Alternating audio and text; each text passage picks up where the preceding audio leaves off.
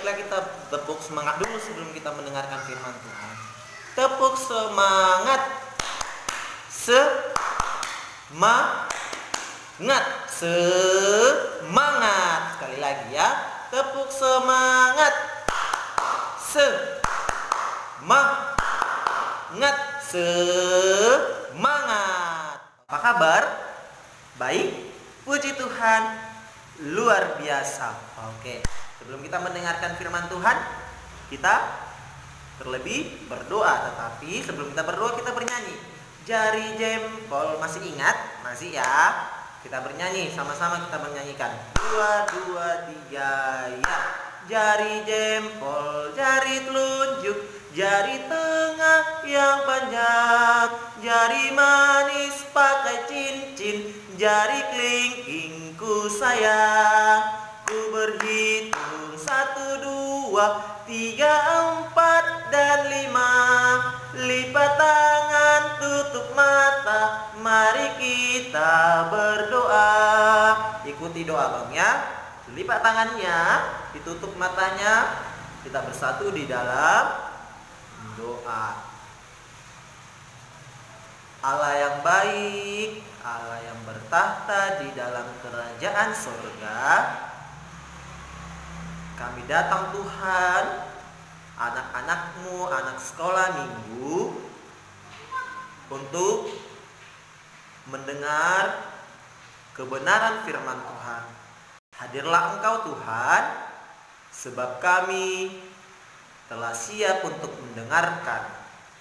Di dalam nama Yesus Kristus kami berdoa dan mengucap syukur. Amin. Baiklah, bahan khotbah kita pada minggu ini tertulis dari Amsal 1 ayat yang kelima. Marilah kita membaca secara bersama-sama. Dibuka Alkitabnya ya. Beginilah firman Tuhan. Baiklah orang bijak mendengar dan menambah ilmu, dan baiklah orang yang berpengertian memperoleh bahan pertimbangan. Sekali lagi kita baca. Baiklah orang bijak mendengar dan menambah ilmu, dan baiklah orang yang berpengertian memperoleh bahan pertimbangan. Nah, tema kita pada minggu ini adalah tentang orang bijak. Tentang orang bijak. Apa perbedaan dari orang bijak dengan orang pintar? Kalau orang bijak hanya melakukan, langsung dilakukan, tidak banyak berbicara. Tetapi kalau orang pintar hanya mengandalkan pemikirannya saja. Nah, apakah adik-adik bisa menjadi orang bijak? Tentu. Tuhan mengkehendaki atau menginginkan kita untuk menjadi orang yang bijak, orang yang pintar juga. Tetapi hendaknya lah banyak orang yang pintar tetapi tidak bijak. Contoh dari orang bijak yang bisa kita lakukan adalah, pertama, kalau dilihat rumahnya kotor atau dilihat semuanya tidak bersih, langsung disapu.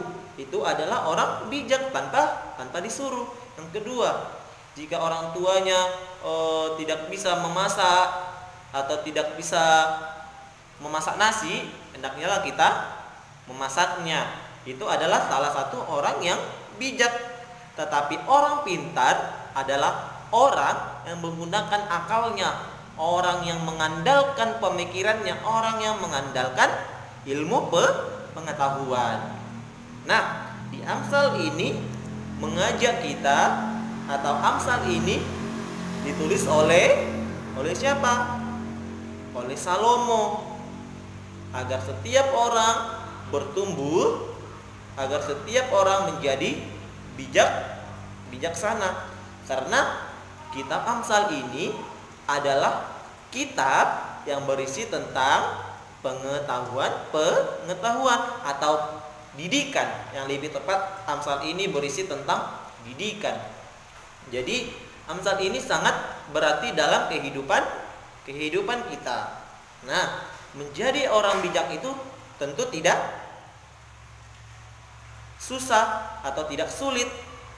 Cukup kita melakukan tanpa disuruh, itu adalah salah satu orang yang bijak.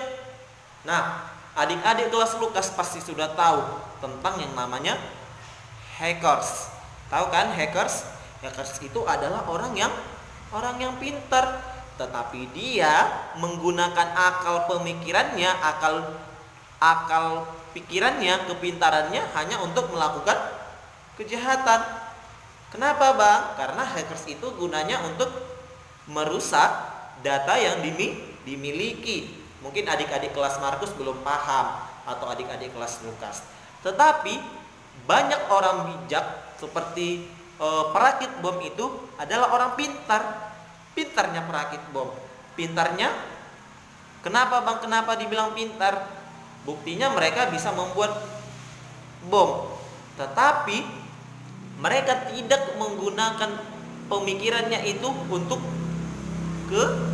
kebaikan, hanya untuk merusak, hanya untuk melakukan kejahatan.